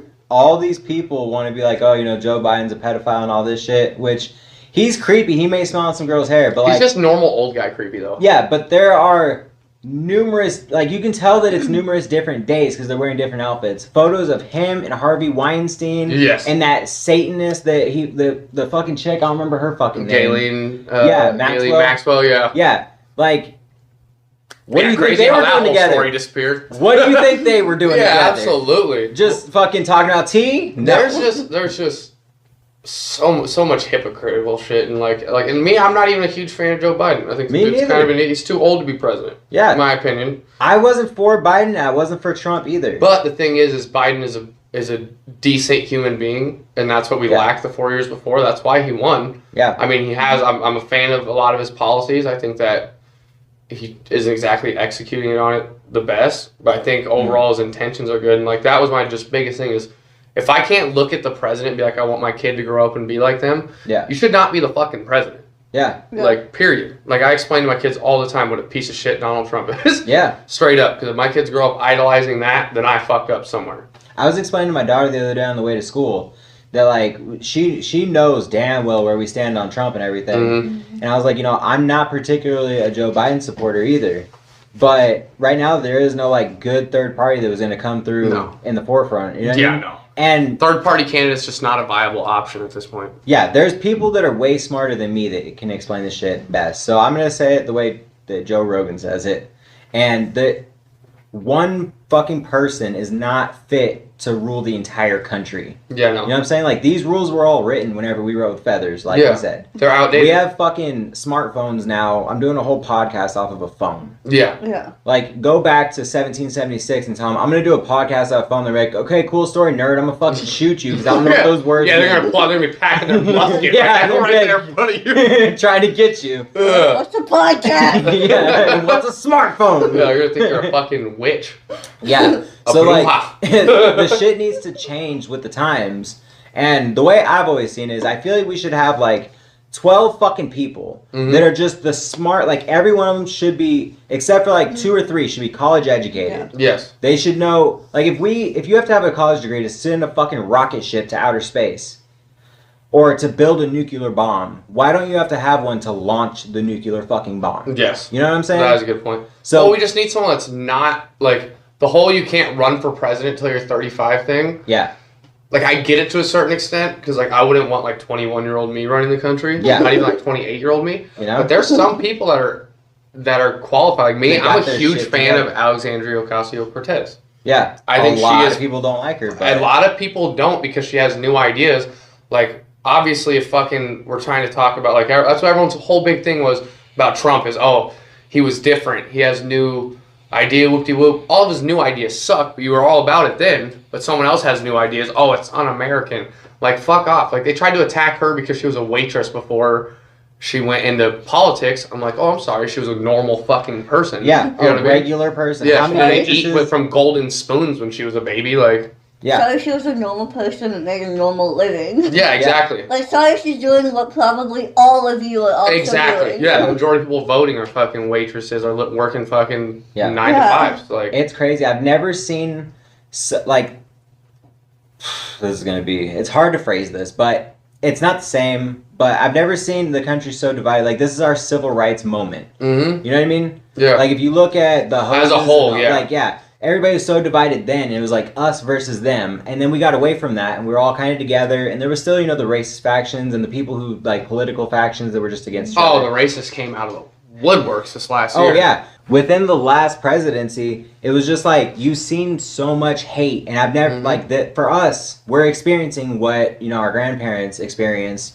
where it's like us versus them. Yeah. And I don't understand why, because we're all in this shit together. Yeah. Well, and that's what honestly, like, it's crazy. Like, right now you're seeing, like, the whole George Floyd, like, the justice, like, the battle being fought for his justice right now in the court system, all that. And, like, that was the only good thing that I saw from it as opposed to other times, like, even, like, you go to, like, the Trayvon situation, all that. Like, Castillo. Like, black Americans kind of stood on their own at those times, you know what I mean? Where when that happened to George Floyd is the first time I saw a lot of white people, Hispanics, everyone backing that movement. Yep. Where I was huge on that. I still to this day, BLM, you know what I mean? Like, I still support that movement. I still love seeing fucking people fighting for it. Yeah. But you see more unity between races that you didn't see in the past because I think it was so frowned upon. I think everyone got so sick of it over the Trump presidency. What they bitch about the most, they caused that. They got people like me to say like, oh, I'm not going to stand. Like, I can't even fucking vote. But I was so appalled by the shit that he would say and the fucking like beliefs that he was putting out there that I became very outspoken about it. That like, I think that's the only positive you see huge division, but it's not divided where it was back then. Like where you said like our civil rights moment. It's awesome because it's as a unit, it's still one group against the other, but it's not necessarily a racial divide, at least not on the good side of it. Like I think I'll stand on the right side of history. On the other side, it's a racial divide. Like that's the way they look at it, whether they admit it or not. But I feel like me, you, anyone that can look at it realistically and from a compassionate standpoint is going to stand. Like I will be proud to tell my kids one day that I feel like I was fighting for the right side. Yeah, absolutely. Absolutely. I've been following that trial every day. And, dude, if he gets off... It's crazy. Bro. I got banned from Facebook for 30 days for sharing his address. Really? Yeah, I really did. It's crazy. What's crazy to me, too, is you can see injustices. You know what I mean? You can see it all happening because of who he is. Like, I used to be super anti-cop. I used to because I grew up around nothing but criminals. And then I moved out here, and I have some solid cop friends who are genuinely good people. So I don't think as a blanket statement that all cops are bad. Now, the problem that I have are the good cops who don't speak on the bad cops. That's what I was just going to say. That's my biggest fucking problem with the cops is there's this blue wall of silence that everybody knows about. It's not a secret no more. And there are so many cops who just want to keep the status quo and they don't want to ruffle any feathers and they're worried about their jobs. And it's fucked up that we have a system like that and that's protected. Where it's like, look, I know that I should be doing something, but I'm going to lose my life. Well, the fact that a cop has to be worried about speaking on something that was done wrong in front of them or that they know about because they might be fired is the biggest tragedy of it. That departments, I mean, that's why I said for the longest time, fuck all cops. Not because, like you said, that every cop is bad. Like even when I was in prison experiencing with like guards, all that, like I wasn't that dude that was automatically like fuck all the guards, all that. Like there was cool ass guards that would let me get tattooed. They would let me fucking smoke cigarettes in the building. They would let us do whatever we want as long as we weren't causing issues for them. And I 100% agree that it's the ones that don't speak on it, which is why you could be the greatest cop, have a moral compass that's straight on. But if you let that shit happen next to you, you're just as responsible. Your silence caused just as much damage as that person caused with their hands, with their, you know what I mean? Because if you would speak up, then at least someone would have said something. It may not, you alone may not stop whatever's going on. But you've at least said something so people are aware. Exactly. Like I feel like you just be able to sleep at night. Like you have to, if that's truly if you're actually a good cop and you're not gonna, like you can't turn a blind eye to that and be like, oh, but I'm all about the law. No, you just watch this dude fucking kill this guy. If I would have put my fucking knee on that dude's neck and killed him, I'd be fucking... That's what I'm saying. I'd be doing an L right now. That's what I'm saying. Like, we can see the injustices because if a civilian did that, or if a black person did that, then cut and dry, first-degree murder. Oh, done. Or, even... Hang him, like, you know what I mean? Yeah, I feel like with him it was premeditated because they had a past. They had run into each other. Derek already didn't like George. So it was already kind of that. And then he ended up killing him. It was an opportunist. And then, so then we've seen his charges get lowered from first degree to second degree. Now it's third. So, like, what? Are you? But I think now he's back on for first. Is he now? Yeah, I think so. Okay. I'm not sure. I've been here ever since it started pretty much, so I haven't really been able to watch it a whole lot. I've just been trying to catch all, like, the articles about it. I think so. But either way, you're absolutely right. The fact that they even dropped it down, like, there would be no... Like, it's bullshit. If it was me or you, it would be first-degree murder. Absolutely. Period. Like, if I go shoot someone, I'm going to prison, but because the state gave you your gun, like, you're in the clear. Absolutely. Like, that's it. Yeah. The problem that I have is just there's so much protection for bad cops to do bad shit. There's a whole network that spent years perfecting how to get these people out of these situations, like, where there's actually laws to protect... Bad cops, shit. For cops from facing legal ramifications for decisions they make on the job. Like, no, if you decided to shoot someone just because you have a fucking uniform on, like, I wear a uniform at work. What the fuck does that give me? The problem is there's always, the first thing you'll always hear is they were in fear for their life. They were protecting themselves. Yeah. Where like if I was in an altercation like that and I pulled my gun out and shot a cop because I'm in fear that he's going to shoot me. Yeah. Then I'm no longer protecting my life. No. I just killed a cop. Yes. So then I'm getting fried just as much as the dude who went and clubbed a baby. Well, look at Breonna Taylor. She's fucking and they literally only, and it's just the craziest reality, like putting it this way, the Breonna Taylor case, they literally only charged the cops with the shots that they missed. They did not charge them with shooting her in any way. They charged her for the bullets that went into the wall and into the neighbor's apartment and didn't hit anyone, nothing. They got charged for that. So they literally only got in trouble for the shots they didn't kill her. That didn't kill her. Yeah. It's like, what the fuck? They did a no-knock fucking raid on the wrong apartment. Yeah. Killed this girl while she was sleeping, but you're mad that that fucking the cop put a hole in the wall. Yeah. Like, what the fuck? It's crazy. Oh, you and I have talked about it before, about the Baylor and Fear for Your Life thing. Mm. And we watch a lot of, like, police shooting breakdowns. And there was one where there was this dude, they were on some trail. There was a cop chasing this dude. And I think dude pulled a knife or something. Mm. And the cop still didn't pull his gun first. He tasered the dude. Yeah. And didn't pull his gun and fire until the dude who had the knife was, like, super close. So, like, yeah, you're in fear for your life, but also there are times where they give you other weapons to use before your gun. Yeah. You could be afraid. Like, I know I was in a riot when I was in prison. I would have loved to have had a gun. I understand being afraid and being like, now is when I'm going to shoot you. Yeah. But the thing is if I got a taser and shit, I'm probably going to tase you first. Yeah. I've been pepper sprayed. I'm probably going to pepper spray you first because that shit really fucking hurts. Yeah. I'm giving that a shot for sure. Yeah. The first instinct isn't to kill. Exactly. Yeah. And that's the thing. That's what they train cops to where that is their first instinct. The part that really disgusts me, too, where we're at in this day and age, is two things. Like what we're talking about right now, tasers and pepper spray. There's going to be people in the comments like, yeah, but how many videos do you see where there's not a good spread and it fails? Like, okay, but at least give that a shot. Yeah. Yeah. And then the second thing is, for some reason, we always go straight to victim blaming. Mm-hmm. So people are going to be like, oh, George Floyd put a gun to a pregnant lady's stomach. Like, okay, what do you dummies not understand about tried, convicted, served time? Yes. What are we going to fucking prison for if whenever we get out, we're still looked at as a scumbag who did a bad thing? Yes. Like, he wasn't on trial right there for doing that. Well, exactly. Their immediate reaction was, oh, he had drugs in his system. Yeah, you drug test me right now. I'm going to fucking piss 32. Does that mean I should walk outside and get killed? Yeah. No. I feel like a lot of people that would say that, like I told some of my family that, like after that had happened and I was posting very vocally on Facebook, I was like, what if that had been me the night I got arrested? Because I'll tell you what, I had guns on me. I had all that. Thank God they did not kill me.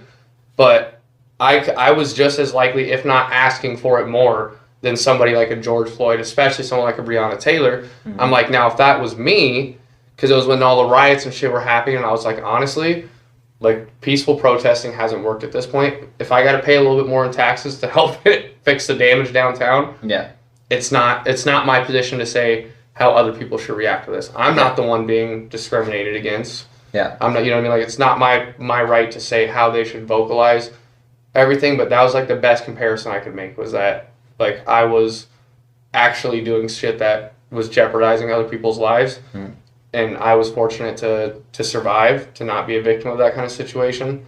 So you can't look at that and say, oh, well, he might have had drug. Yeah, I had a fucking sawed-off shotgun. Does that mean my family thinks I would have deserved it? No. Yeah. It's all about perspective. Yep. There's a lot of hypocritical shit you see people that you know personally saying when it comes to situations like that. It's wild. Yeah, absolutely. I feel like it should be a no-brainer, like common sense. Yeah. Look at what's happening there and judge it based on that. It's not about what he's done in his past. Exactly. It's not about, like, the man died. It's not He was murdered. Yeah. If I see somebody that fucking beat me up a year ago, anything down the road, it doesn't matter what they did in the past. If I walk up and kill you, even if you fucking, regardless of what you did to me, I'm still getting hit with murder. Yeah. And that's kind of going to that point. It doesn't matter what somebody did in the past. You can't hold them against them forever. Yeah. And it is. An automatic thought is victim blaming, and it's so fucking crazy rather than evaluating the situation. Mm-hmm. It's immediately, okay, my narrative is this, so what can I dig up to help with that? Yeah. Mm-hmm. It's wild. Crazy times. It is crazy times we're fucking living in. Yep. But I have high hopes that, our kids' generation will start seeing some change, and because slowly things have started to change. You know what I mean? It's just not happening at the pace that we would like it to. Yeah. But we are seeing change in our generation. Yeah, that's like with the whole cancel culture thing. Like, I'm so split on that because cancel culture, people are over the top about it. Like, there's some shit. Well, what I was gonna say is that, like, I don't think anybody, like, everything that's out there you can choose to watch, choose to not. Mm-hmm. Like, there's just some shit though that should be canceled. Like, shit that's just blatantly like fucking like racist. Some shit, like, there's just some shit you really shouldn't say. Yeah. But I think that people take it too far with just anything. If you don't like it, like, you just don't have to watch it. You don't have to listen to it. And if something really, really crosses that line, like, yeah, absolutely, everyone should speak up against it. Yeah. Whatever. But, like, it's just gotten way out of control. Yeah. And that any little, it almost like detracts from the good that could come from that, from standing up against stuff. We cancel every little fucking thing. Yeah. Then those big impactful things that really make a difference, like, are kind of null and void. Like, everyone's just tired of it at that point. Yeah, I can't stand cancel culture. Yeah. Because to me... I was just going to say, our thing that we always say is you can appreciate art without liking or supporting what the artists themselves do. Yes. Yeah, not even just art, just in general. Like, my thing is, I believe in freedom of speech, absolutely. Mm-hmm. I don't think that freedom of speech gives you freedom of consequences. Yeah. So I think that if somebody puts out like a super racist statement, they're a piece of shit. Yes. But I believe anybody should be able to say whatever they want, and then whatever happens, happens. Mm-hmm. But I think to get like a movement together where it's like, all right, well, this person can no longer... Yeah, we shouldn't have like a blacklist. Like, this person can no longer work. This is their address. This is where their family lives. Mm-hmm. Like, there's all these people that are just like out for blood over like... Sometimes it'll be a dumb joke, like a joke that didn't work. Or there are just genuinely bad people. Yeah. And yeah, they shouldn't be, like, let's say there's some, the fuck is the dude? Jeff Bezos. Mm-hmm. Jeff Bezos shouldn't be able to, like, open up a concentration camp and, just doing awful shit. You know what I'm saying? No. But, like, if he puts out, like, a tweet that's kind of, like, insensitive, it's a dick move. Yeah. But, like, you're going to take his whole company from him? Like, that's why I agree. Like, there's a difference between things that are, like, insensitive or, like, that maybe, like I said, like, that I might not find tasteful. Yeah. I'm just not going to watch it again. Whereas if it's something that's just blatantly, like, fucking racist or just super just shit that shouldn't be out there in the world, like, I think everyone getting together and being like, yeah, we're just not going to fuck with that. Yeah. Like, I think that's okay, but you lose the value in that when it's every little thing. Like, you can't cancel everything. Like, cancel the shit that really needs to be canceled. Like, no one's kids need to be fucking seeing shit like that. Other than that, just don't watch it. Yeah. Just ignore it. Everybody's just cancel happy these days. Like, and that's what it just, to me, it decreases the value of that ability. The fact that everyone can put their voices together and cancel something, like, that's powerful. Yeah. So let's not fucking do it to everything. Let's not abuse it, otherwise it's going to lose its power. Yeah. Absolutely. So, like, R. Kelly's a scumbag. Yes. But his music, I still love his music. Yeah. I'll still listen to his shit. Yeah, R. Kelly as a person should have been canceled a long time ago. But his music, dude. Like, have you heard the remix of Ignition? You know what I'm saying? Like, that shit is popping fresh out the kitchen. You know what I mean? Like, yeah, I mean, I was never an R. Kelly fan, but that is actually a great example. Like, dude, that was a total creep, and as a person should have been canceled. But you let him get to a certain point, it's like, damn it, we let him drop good music. Like, dude, fuck up. Yeah, and like Bill Cosby, piece of shit. His stand-up, hilarious. Yeah. Just because he's a bad dude doesn't mean I can't appreciate what his work is. Yeah. You know what I mean? His art was good. Just him as a person. Yeah. Piece of shit. People just in today's day and age, especially people who are like canceling people, they can't separate people's art from the person. Yeah. You know what I mean? Like, there can be garbage people who put out something really good. Yeah. Yeah. I personally, like, I don't think it's that cancel culture mentality, but there's people like that, like with R. Kelly. Like, I won't listen to his music just because, like, a big part of it is coming from being in prison, like, especially him, Tekashi, people like that. For sure. I can't even look past the other stuff to get to their music. It's just automatically, like, done to me. But it's people like that, like, okay, cancel culture, for example. Tekashi's still doing fucking numbers on his video when he drops it, but we want to cancel fucking dumbass shit. Like, why the fuck has that fool not been Put that same energy into shit that really matters. Yeah. Like, talk about hip hop. You're letting this fool run around New York talking about he's a king of fucking hip hop. I'm not even from New York. I'm not fucking. I'm offended for I'm New not Yorkers. I'm not Treyway, none of that. But I would slide that fool in a heartbeat if I got within arm's length. Oh, for sure. Like Meek Mill is soft as fuck for letting that fool get in his face in that parking lot. Bro. How do you not take that opportunity? You've already been to jail like 3 times. Yeah. What the fuck is another trip for smashing 6ix9ine right there? Yeah. Like, come on. Automatic. You got the love of the nation. I don't care what state I'm in. I don't care if it is one of those rapies towns. You know what I mean? I'll take my chances. Yeah. Like, I'm getting that fool. Yeah, it's insane. Not only is he a snitch, but he's a pedophile. Yeah. Hands absolutely. down. Oh, yeah, double whammy. Yeah. The fool's a pedophile before he even got going. Yeah. That's how he came right out the rip. Yeah. Just out the gate, creep, and then he decided to snitch just to top it off. Yep. Like, it's crazy. We've really seen a whole lot in hip hop where, like, the new soft ass generation is like, oh, we don't care. What would you do though? What would you do? Like, it doesn't fucking matter. I always hear people say, like, that's what 6ix9ine always says too. Is, oh, if you don't know, you weren't in my position. Homie, I was in your position. I can tell you right now, I know what I would do. I took my motherfucking time. Yeah. You know what I mean? Yeah. I was facing, anyone that knows me and knew when I was going through court, like, I got 5 years. I was facing 21 to 72 years.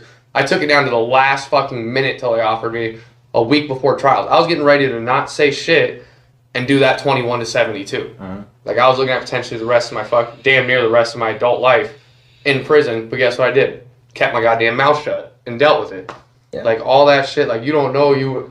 Yeah, I do. Like, I actually do. It's crazy. Like, that's the first rule of gangster shit. Like, you learn the rules. Like, if something happens, you don't fucking talk. That is literally 101. Like, the first thing you learn. You don't fucking talk. Yeah, before you get your issued gun and all that, like, they they break down that for you. Right. Hell yeah. Like, if being a gangster was a job, that would be orientation right there. Yeah. Fuck, that camera's getting ready to die. Is it? I think we gotta wrap it up. Where can we find you? You can find me on all platforms. Jay Bailey, Instagram, j.baileymusic, Spotify, Apple Music, all that. Got a couple projects dropping pretty soon. You guys, I think you'll be intrigued. Hey, where do you buy your merch? Merch, you got to go through me directly. Getting ready to do a whole nother run for the summer of 2021. All that information will be available soon. I got to get like the storefront tier, like the merch store itself up. Okay. I do still have shirts, shit like that, like what you see Mr. Snow with now. Available through me directly. So follow me on Instagram. And yeah. Oh yeah, we're gonna have to do this shit again. I'm down whenever. Yeah, I'm ready. Next time I come for sure, and then we'll try and get like, if you have a laptop or anything, we do a fucking we'll do like a FaceTime or something. Yeah. Because that should be dope. I definitely want to get a part 2 because I can talk all night. Yeah, I know. So much more. Yeah. We didn't even get into half the shit we wanted to yet. Yeah. Yeah. When I get back to Tucson, we'll jump on like live. We'll do something like that. Yeah. For sure, dude. Well, thank you guys. Appreciate you a whole lot. Thank you so much, everyone. Hasta la pasta. I got money on my mind, couple million, I'll be happy. Freedom and success, they seem to be overlapping, chasing dreams, not bitches. I got wifey at home, I got kids I need to feed. I don't do this shit alone, I don't entertain static. Chose to focus on this rap shit, making hits overnight. Every verse is like magic, you verse me, I'm taking me every time.